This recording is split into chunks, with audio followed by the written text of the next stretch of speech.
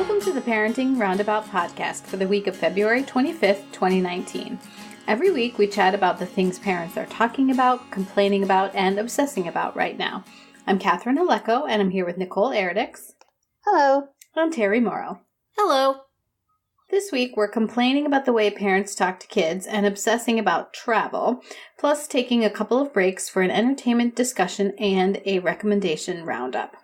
But today we are talking about whether we are or ever have been casserole people or spoon people. Yes. So this came from the podcast 4 Things with Amy Brown, which Terry has discovered as an offshoot of her Bobby Bones fandom. Exactly. Yes. I now have Amy Brown fandom as well. And so she did this segment, and it's basically like, one of those, there's 2 kinds of people things. And it's when there's a sign up for a school party or any kind of gathering. Are you the person who tries to get there first so you can sign up to bring spoons or napkins or, something you just buy and bring?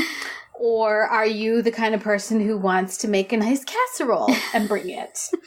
And Amy talked in her segment, she talks about how, wouldn't it be nice if we were all striving to be casserole people, basically. Yes, it's hard to be a casserole person at all times. So it was a little bit of a guilt trip. Yes. If you're a spoon person, which I for sure am. But who's going to eat that fancy casserole without spoons and forks, let me ask you? And how are you going to wash it down? And what are you going to wipe your mouth off with? Everybody has something to contribute. And let's remember, as has been admitted on this podcast, I once tried to bring a turnip dish to a potluck. Oh my goodness. They said, that's okay, Catherine. Really are like, please bring spoons next time. But her point was yes. It was more about sort of trying to take the easy way out, I think. Yeah, casserole people are the ones who go above and beyond, and spoon people just kind of show up.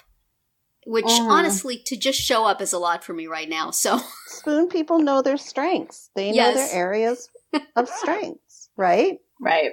And they're just, making the most of what they're capable of doing at the time. Yes, that's true. Yeah. I thought that she proposed something that sounded to me like a really good compromise, although she was still feeling guilty about it because that's what we do. But she had mentioned that she couldn't cook something for somebody was ill and there was something set up to make things for the family, and she couldn't quite get it together to cook something, so she asked what their favorite takeout was and brought that, which I thought, bingo! I love that's that what I'm idea. going to do from now on forever. Yeah. Because I think that possibly the family would appreciate their favorite takeout over, say, a turnip casserole. Yeah. You assume that the thing that you are going to lovingly make. Catherine, that would not be welcome in my house. That's part of the reason why I struggle with when I'm invited to contribute a meal, because I'm like, I don't know what to make. I know. I'm scared that whatever I make they're not going to like it. And it's silly because in the past, whenever I've received meals, I have been so grateful to get it that I could care less what it is, unless it's like shrimp. Right. But you never know. I mean, if there's kids involved, some kids are finicky, or you don't make it exactly the way the mom makes it, and so they're not going to be happy with it, or there's, something in it that they don't care for. It just seems like if you're trying to give people the lowest stress, highest comfort experience possible, bring them something they're going to like. Right. I like that idea a lot. Thanks, Amy. But do you feel like you've changed in your life? Was there a time when you were a casserole person and a time when you said, you know what, life's too short, I'm going to buy spoons? I feel like in the early days of my kid's life, I was way into doing everything above and beyond and being the perfect parent. And maybe before that, when I worked in offices, I had specialties that I made and all that.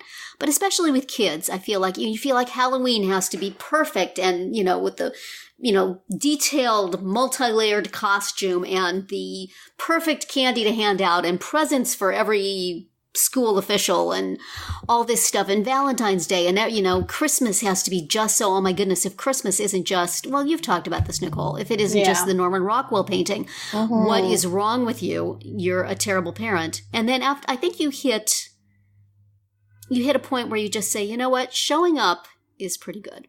I'm going to just pat myself on the back for showing up. And then you have to start forgiving yourself for the times when you don't even bring spoons, when you just stand in the back of the room and furtively take a brownie and hope nobody notices you didn't bring something. And that becomes your guilt trip. But it's like, it's maybe like with romance too. You start your life thinking you have this perfect ideal mate. And then at some point you just realize that somebody is, and this sounds terrible, but it's true, good enough. You know what I mean? No, I cast no aspersions on my husband or anybody's husbands, but you realize that the above and beyond things you were thinking were essential really aren't. Right. And you need somebody who's going to just show up. So, I don't know. It's complicated, but it's an interesting dichotomy. Yes. Yeah.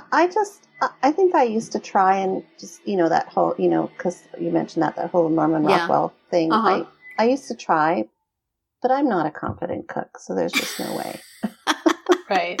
But you get really nice spoons, right? You get the really good sturdy high quality. ones. The ones that are painted gold and silver. The plastic ones. But also compostable, right? Yes. Not just the ones that are in a baggie in the bottom shelf of the grocery store. You go to the party store and the 12-ounce cups. Exactly. Colored napkins. That's right. With a theme. And see, my husband is, like, if I get him, like, we had to do, did I tell you this? Earlier, last month, whenever I had, like, 3 huge skating events back to back to back on a weekend. And for one of them, we were required to bring something for the bake sale. And, oh, dear. I would just buy it, especially in that scenario where I had 3 huge things happening at the same time. But so I said, can you do this? Can you please just handle the bake sale? And of course, him being him, extra. Yes, so he's a casserole person. Oh, yeah. And he makes this, like, major, he makes these really cool cookies that look like little tiny cups of hot chocolate. And he bought a special new baking tray to make them in. But then, 2 days before or whatever, he's like, oh, I said, well, because he bought this baking tray because he thought they would look really cool if they were presented on this tray. I'm like, yeah, they would, but they have to be individually wrapped. Oh, no. And then he's like, no. Can you buy the baggies? I'm like, no, I can't. Like, I gave you one job, and this is part of it, and I am not, like, making a special trip to the store to buy you baggies. So he packed them in baggies that we already had, but... know your strength. Wow. Yes, definitely. Wow. I do you feel like, do you notice this in your kids? Do you think your kids are casserole people or spoon people, or do they expect you to be a casserole or a spoon person on your behalf? Mom, there's a bake sale. Bake something fancy. No, I think my kids know me now. They know me, but they know me. They're like, we're not expecting you to, do anything fancy. Just order, Mom. Just place the order. Just pick it up and deliver it. We'll be fine. We know you're good at that. Yeah. Yes. Well, do they feel pressure to go over the top themselves? No. Not at all. You've raised them right. I know. Last week, it was Valentine's Day, the week before. For like the 4th year in a row, my daughter doesn't bring Halloween candy for her. I guess in their yearbook class, they share Halloween candy. And my daughter, they share Halloween candy on Valentine's Day? I mean, Valentine's Day candy, okay. She also doesn't bring Halloween candy. Really be a spoon thing is to bring your old Halloween candy on Valentine's Day. Candy that you've been saving. I'm sure these Snickers are fine. They've been in the freezer. Just let them thaw a little bit. Yeah, I don't think my kids have any expectations of stuff like that at all. In fact, I'm sometimes pushing them to go a little above and beyond, and they're like, eh. Right. Yeah, Is that necessary? I don't know. No. Nobody's expecting me to do that. I'm not going to do that. My poor Also, you kids. don't want to like set a example that you then have to continue to. True. You know what I mean? And not an example, Yes. an expectation. That Set expectations low early in your life, children, and then nobody will ever expect you to do anything. And you can just, if you throw a pack of napkins on the table, they're going to be all happy. you're like, Look what you did! Look.